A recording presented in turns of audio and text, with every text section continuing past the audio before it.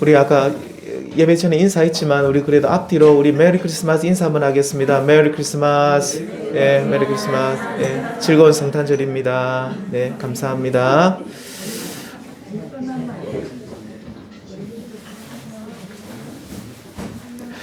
오늘 이 복된 성탄절을 맞이하여서 또 오늘 2022년 마지막 주일입니다. 그거 알고 계시죠? 예, 보통 연종주일이라고 하는데 오늘 마지막 예배로 드리는 이 시간 함께 하시는 우리 모든 성도님들에게 성탄의 기쁨과 그 복이 충만하시기를 우리 주님의 이름으로 기원합니다. 오늘은 예수님의 또 다른 이름이 한 가지가 있습니다.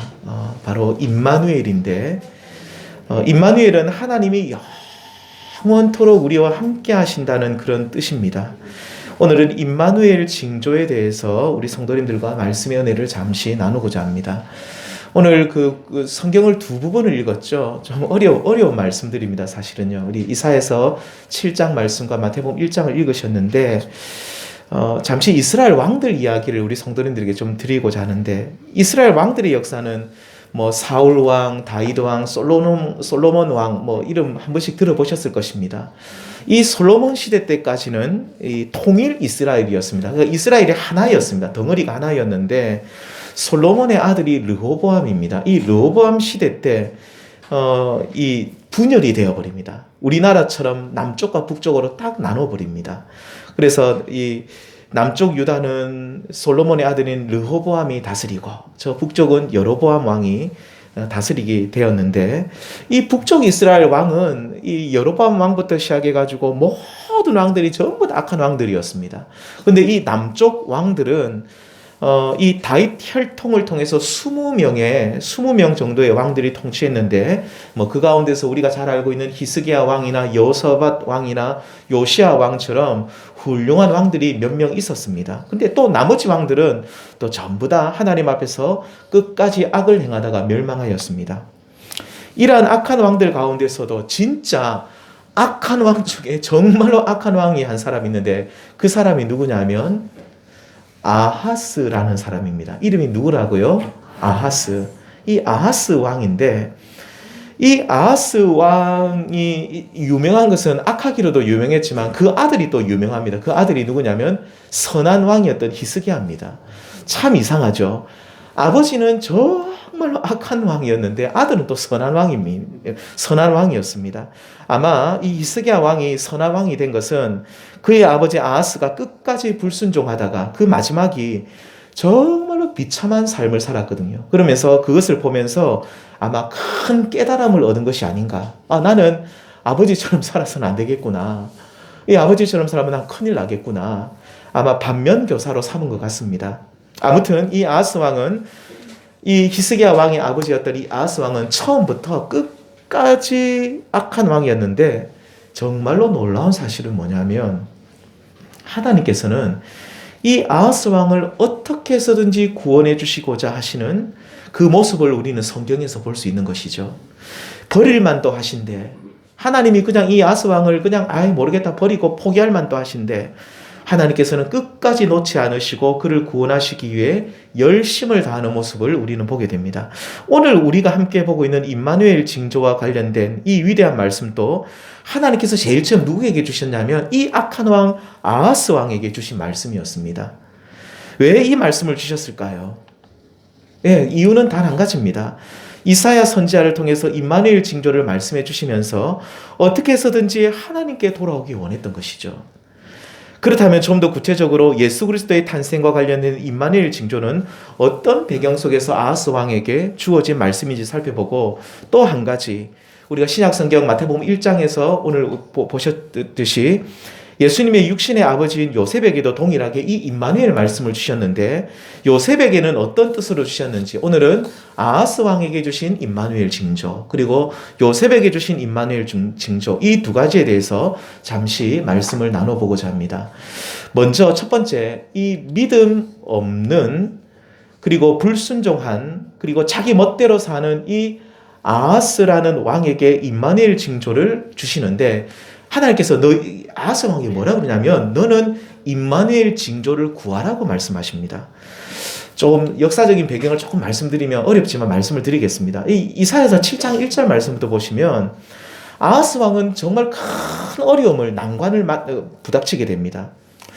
주전 735년경의 일인데 이때 당시 이 고대 근동, 그러니까 이 이스라엘 주변의 그 지역을 고대 근동이라 그러는데 이 지역의 패권을 힘을 누가 가지고 있었냐면 아수르라는 제국이 가지고 있었습니다.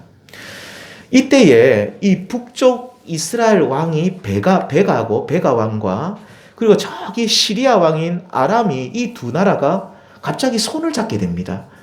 원래 이 아람이라는 나라와 북이스라엘은 원수 관계였는데 이 아수르가 너무 이 주변 나라들이 힘들게 하니까 이 어떻게 해서든지 한번 대항해 보기 위해서 어제의 적이 오늘의 동지가 되었죠. 오늘날 전체판하고 비슷합니다.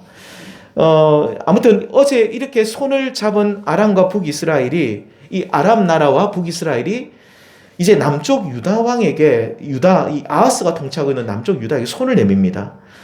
두 나라보다는 세 나라가 힘이 더 강하겠죠. 그래서 손을 내밉니다. 너도 우리와 힘을 합해서 지금 우리를 위협하고 있는 아수르 제국에 한번 맞서보자. 이때 아하스 왕은 어떻게 했을까요? 이 제안을 받아들일까요? 아닙니다. 안 받아들입니다. 아하스 왕이 이 제안을 받아들이지 않는 이유가 정말로 하나님을 의지하기 위해서라면 얼마나 좋았겠습니까? 나는 당신들과 손 안 잡습니다. 나는 하나님만 의지해서 이 아수르 제국을 이기겠습니다라고 했으면 얼마나 하나님이 기뻐하셨겠습니까? 그런데 아하스 왕이 이들과 손을 잡지 않았던 이유는 딴 데 있었습니다. 그것은 바로 뭐냐면 누구에게 손을 잡으려고 하냐면 아수르 제국에게 손을 잡으려고. 그러니까 이제 나는 너희들하고 손 안 잡는다. 너희 두 나라 북이스라엘하고 아람 나라 너희 힘 합쳐봤자 얼마나 되겠느냐. 나는 저기 힘센 아수르에게 내가 붙어가지고 한번 살아나 보겠다 해서 아수르 제국에게 한번 내가 손을 내밀겠다. 손을 잡겠다는 것이죠. 그래서 열왕기하 16장 7절에 보면 이 아하스 왕이 이 아수르 왕에게 디글랏 빌레셀인데 말이 좀 어렵습니다. 디글랏 빌레셀에게 편지를 보내는데 이렇게 편지를 보냅니다. 한번 제가 읽어드리겠습니다. 아하스가 아수르 왕 디글랏 빌레셀에게 사자를 보내 이르되 이런 내용입니다. 나는 왕의 신복이요 왕의 아들이라. 이제 아람 왕과 이스라엘 왕이 나를 친히 청하건대 올라와 그 손에서 나를 구원하소서. 나는 왕의 신복이요 신하요 왕의 아들입니다. 나를 구원해 주십시오. 우리 성도님들, 나는 당신의 종이고 당신의 아들이며 나를 이 어려움에서 건져 주십시오. 이 고백 누구에게 해야 되는 겁니까? 우리는 누구에게 해야 될까요? 우리는 하나님께 해야 됩니다. 우리는 힘들고 어려운 일 만나면 아수르에게 하는 것이 아니라 우리 힘이 센 누구를 부탁하는 것이 사람에게 부탁하는 것이 아니라 하나님 우리를 좀 도와주십시오. 하나님이 우리를 도와주셔야 됩니다라고 하나님 나는 하나님의 신복이요 하나님의 아들이요 하나님 나를 구원해 주십시오라고 고백을 해야 되는데 근데 이 아하스 왕은 누구에게 하냐면 지금 아수르에게 하고 있는 것이죠. 참 안타까운 일입니다. 이 마치 아수르 왕을 하나님처럼 여기며 아부하는 겁니다. 이거는 아부죠. 이걸 아부하는 겁니다. 이 아수르 왕이 나와 우리 유다 백성들을 안전하게 지켜줄 수 있는 유일한 방패막이다라고 생각해서 이 편지를 아수르 왕에게 전달했던 것입니다. 이렇게 아하스 왕이 아람 왕 르신과 그리고 이 북이스라엘 왕 베가 왕이 우리와 연합하자는 제안을 거절하고 아수르에게 붙었을 때에 이를 괘씸하게 여긴 아람 왕과 이 북이스라엘 왕이 이 연합군이 되었습니다. 북이스라엘과 아람이 연합군이 우리가 아수르를 쳐들어가기 전에 누구를 쳐들어가자 하겠습니까? 당연히 그렇습니다. 우리가 남쪽 유다를 쳐들어가자. 저 너무 괘씸하다.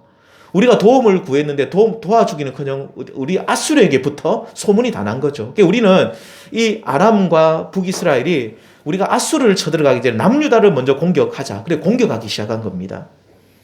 이사야 7장 6절에 보시면 우리가 아람 왕 르신과 북이스라엘 베가입니다. 우리가 올라가 유다를 쳐서 그것을 쓰러뜨리고 우리를 위하여 그것을 무너뜨리자.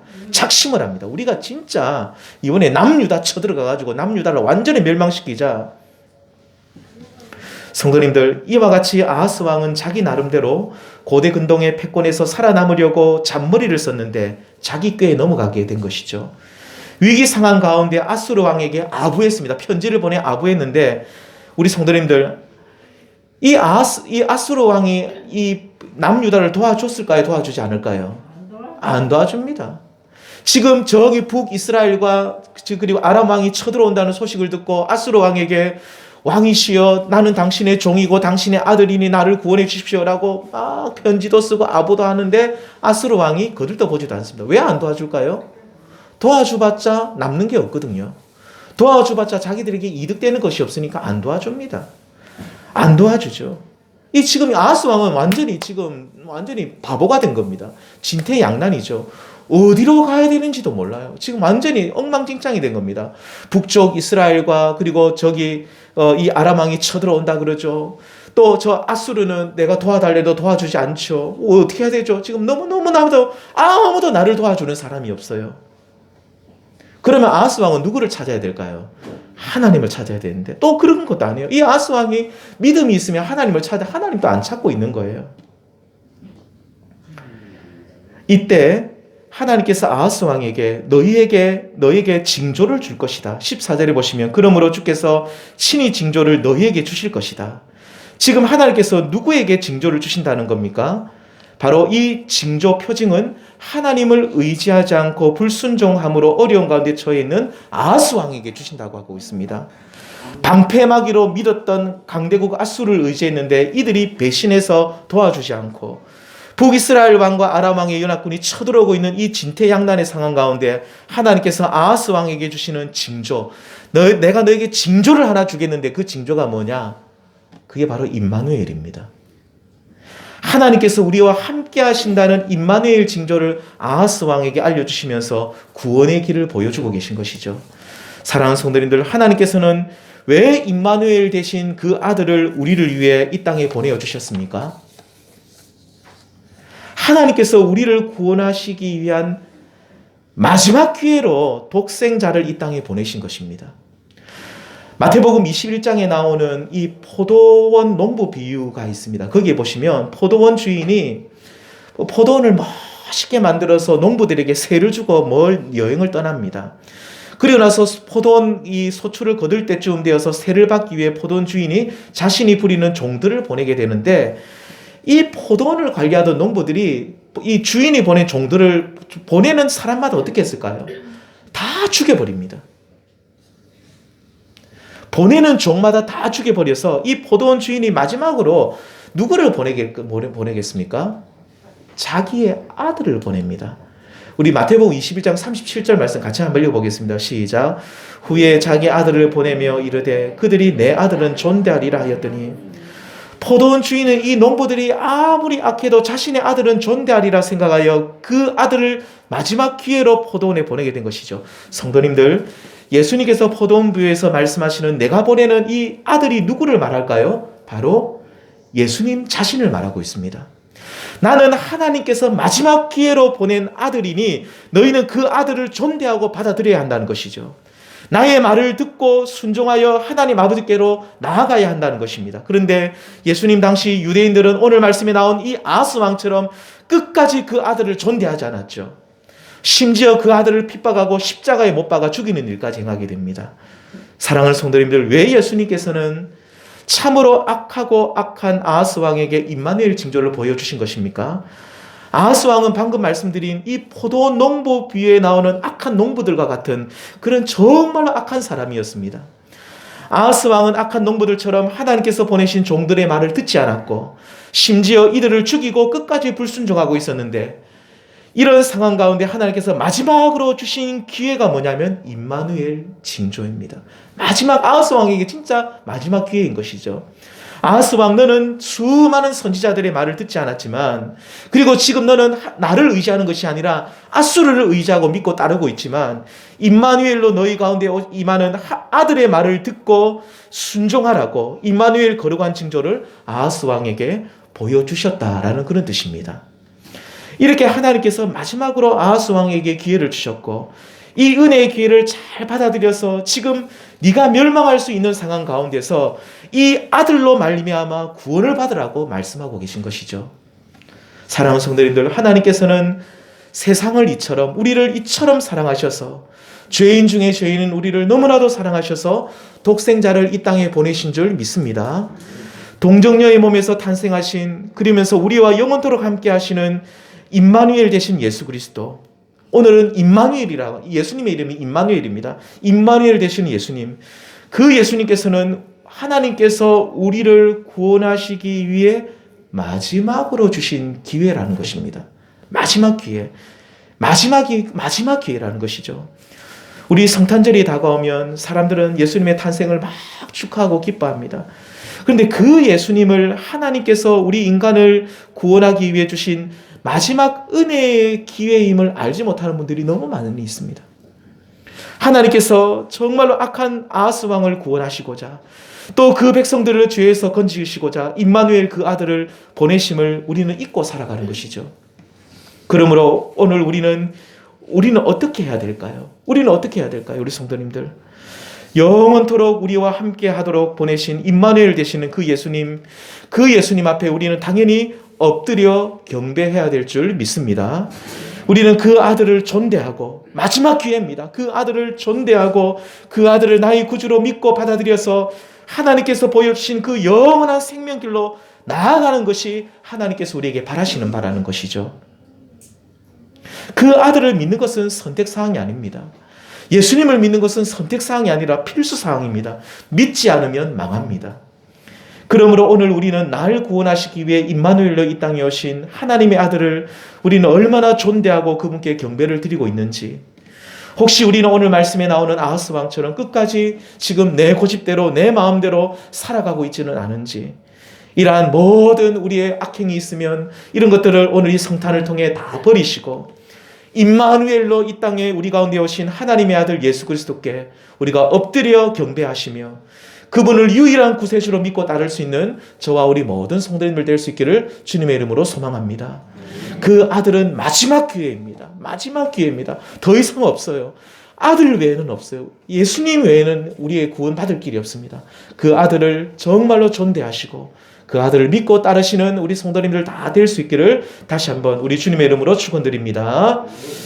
자, 두 번째로 이 임마누엘 징조는 이제 신약 성경으로 좀 넘어가겠습니다.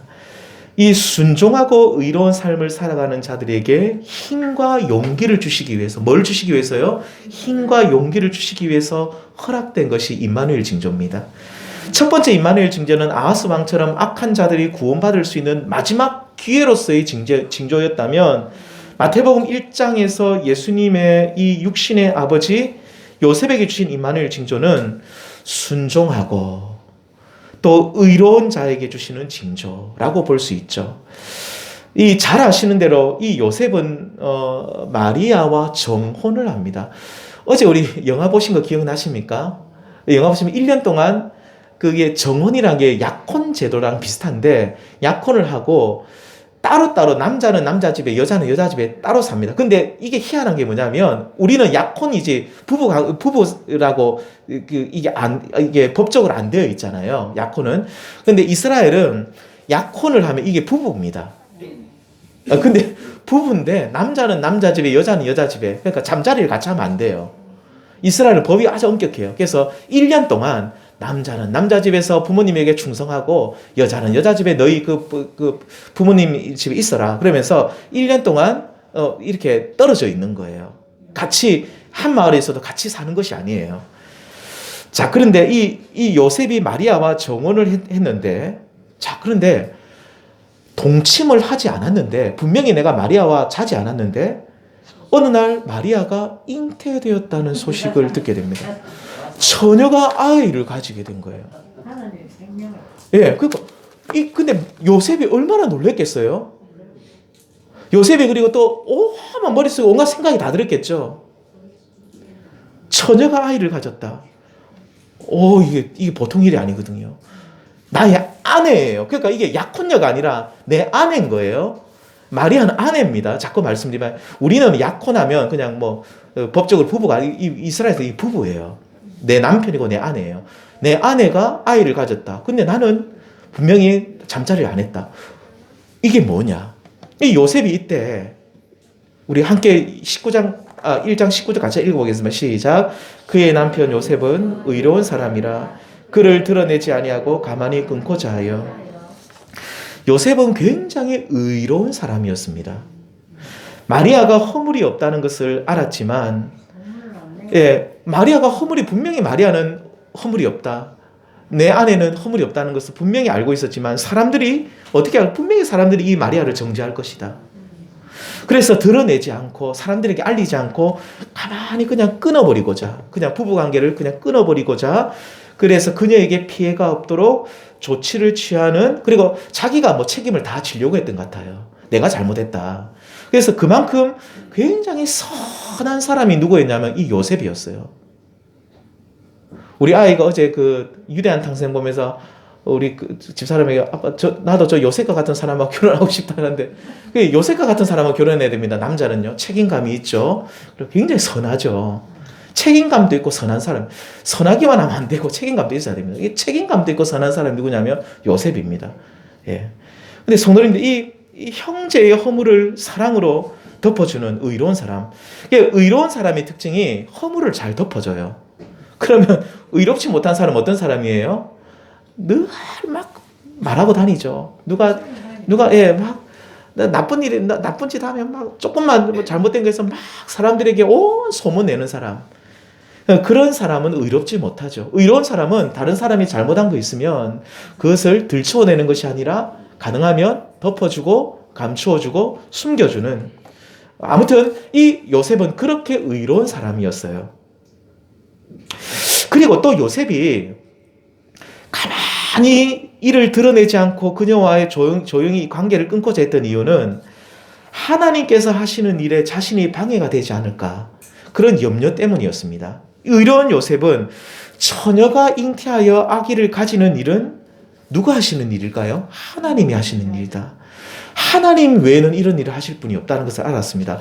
혹시 자신이 이 거룩한 일에 내가 방해가 되는 것은 아닌가, 걸림돌이 되는 것은 아닌가 염려해서 가만히 끊어보고자 했던 것이죠. 이렇게 요셉은 하나님의 뜻이 무엇인지를 곰곰이 생각해서 그 뜻을 따르던 의로운 사람이었습니다. 이렇게 의로운 요셉에게 하나님께서 어떤 징조를 보여주시냐면 바로 임마누엘 징조를 보여주시죠. 마태복음 1장 20절에 보시면 하나님이 요셉의 꿈에 나타나셔서 마리아 데려오기를 두려워하지 말라. 그에게 잉태된 자는 성령으로 된 것이다 라고 하시면서 약 700년 전에 아하스 왕에게 주셨던 말씀, 그 말씀과 동일한 말씀을 한 번 더 주십니다. 1장 23절 말씀 같이 읽겠습니다. 시작. 보라, 처녀가 잉태하여 아들을 낳을 것이요 그의 이름은 임마누엘이라 하리라 하셨으니 이를 번역한 즉 하나님이 우리와 함께 계시다 함이라. 성도님들, 요셉에게 주셨던 임마누엘 징조, 이 말씀은 하나님의 뜻에 순종하며 살기로 다짐한 요셉에게 큰 힘과 용기를 주는 말씀이었습니다. 하나님이 나와 함께 하신다는 것이죠. 끝까지 마리아를 지켜주고자 하는 선한 마음, 그리고 혹시 자신이 하나님의 일을 그르치는 것은 아닌가라는 의로운 모습, 그 의로운 모습을 하나님이 보시고 하나님이 주신 위로의 말씀이 임마누엘 말씀입니다. 너는 두려워하지 말라는 거죠. 너는 두려워하지 말라. 내가 영원토록 임마누엘로 함께 할 것이니 너는 이 아들을 통해서, 임마누엘 되시는 이 아들을 통해서 힘과 용기를 얻으라고 말씀하고 있는 것입니다. 사랑하는 성도님들, 오늘 이 세상에서 우리가 받을 수 있는 유일한 위로가 무엇일까요? 유일한 위로는 하나님의 아들 예수 그리스도 안에 있는 줄 믿습니다. 그 아들 임마누엘로 영원토록 우리와 함께 하신다는 것이죠. 우리가 의를 행하고 선을 행하다가 지쳐 쓰러져 있을 때, 우리가 말씀대로 살려고 몸부림치는데 우리는 너무 지쳐 있어요. 우리는 너무 쓰러져 있어요. 그럴 때마다 힘과 용기를 주시는 임마누엘 하나님이십니다. 또 우리가 이 세상을 살아갈 때 말씀대로 살다가 때로는 손해를 보기도 하고 힘들 때 계속해서 내 뜻대로 너희가 살아가라고 용기를 주시면서 영원토록 함께 하시는 임마누엘 하나님이시죠. 성도님들, 오늘 우리의 삶이 지쳐 피곤해 있습니까? 하나님의 뜻에 순종하기 너무 힘들고 고달프십니까? 당연한 일입니다. 죄악 중에 출생한 우리들이 하나님의 뜻대로 산다는 것이 정말 자연스럽게 우리가 아무 어려움 없이 정말 하나님 뜻대로 산다는 것은 사실 불가능한 일이죠. 오직 우리와 함께 하시는 임마누엘 하나님, 그 아들 예수 그리스도를 힘입어 우리는 끝까지 말씀대로 살아갈 것이며 그 영광의 나라에 이르게 될 줄 믿습니다. 의로운 요셉처럼 하나님의 뜻대로 살다가 힘들고 지쳐 쓰러져 있는 성도님들, 임마누엘, 영원토록 우리를 버리지 않으시고 떠나지 아니하시고 함께 하시는 그 아들 예수 그리스도와 함께 사시면서 힘과 용기를 얻으시고 끝까지 믿음의 이 경주를 잘 달려가시는 우리 성도님들 되시기를 바랍니다. 다시 한번 말씀드리지만 이 세상의 유일한 위로는 우리 예수님밖에 없습니다. 예수님이 우리와 함께 하신다는 이 사실, 나를 버리지 않는다는 사실. 사람들은 내가 고난 중에 있을 때 나를 버립니다. 사람들은 내가 고난 중에 있을 때 나를 무시합니다. 하지만 우리 예수님께서는 우리가 고난 중에 있든지 어려움에 있든지 잘 되든지 못 되든지 상관없이 영원토록 그 아들 예수님은 우리를 버리지 않으시고 우리와 함께 하시고 우리를 위로하시는 분이신 줄 믿습니다. 그 아들을 통해서 이 땅에서 위로받으시고 힘과 용기를 얻으시는 우리 성도님들 될 수 있기를 우리 주님의 이름으로 축원드립니다. 이제 말씀을 맺겠습니다. 이 임마누엘 징조는 아하스 왕처럼 불순종하고 끝까지 패역한 사람들이 구원받을 수 있는 마지막 기회입니다. 하나님께서는 우리로 멸망치 않도록 임마누엘 그 아들을 보내셨는데 성탄절을 앞둔 우리 모든, 성탄절을 오늘 맞이한 우리 모두는 그 아들을 존대하시며 우리 주로 왕으로 모셔서 하나님께서 주시는 영원한 생명의 길로 나아가시는 은혜가 있기를 주님의 이름으로 소망합니다. 또 두 번째로 예수님의 아버지 요셉의 경우처럼 임마누엘 징조, 우리와 함께 하시는 하나님의 징조는 말씀대로 살아가려고 몸부림치지만 두려움과 고난이 찾아온 자들을 위해 주신 거룩한 하나님의 징조입니다. 요셉은 이 징조를 받고 어떻게 했을까요? 결론적으로 말씀드리면 1장 24절에 보시면 요셉이 잠에서 깨어 일어나 주의 사자의 분부대로 행했다. 주의 사자의 분부대로 행했다. 임마누엘 징조를 받기 전에 요셉은 굉장히 두려워했습니다. 내가 어떻게 할까? 말씀대로 살려고 하니 너무 힘들었는데 임마누엘 징조를 받고 나서 그는 말씀대로 행했습니다. 주의 사자의 분부대로 행했다는 것이죠. 그러므로 우리들도 힘들고 지쳐 있을 때, 특별히 말씀대로 살아가고 있는데 피곤하기 힘들 때 임마누엘 우리와 함께 하시는 하나님으로 말미암아 힘과 용기를 얻으셔서 끝까지 순종하시며 승리하시는 성도님들 되시길 바랍니다. 특별히 오늘 성탄 예배를 드리시는 모든 성도님들께 임마누엘 함께 하시는 우리 주님의 은혜가 차고 넘쳐나시기를 우리 주님의 이름으로 축원드립니다. 기도하시겠습니다.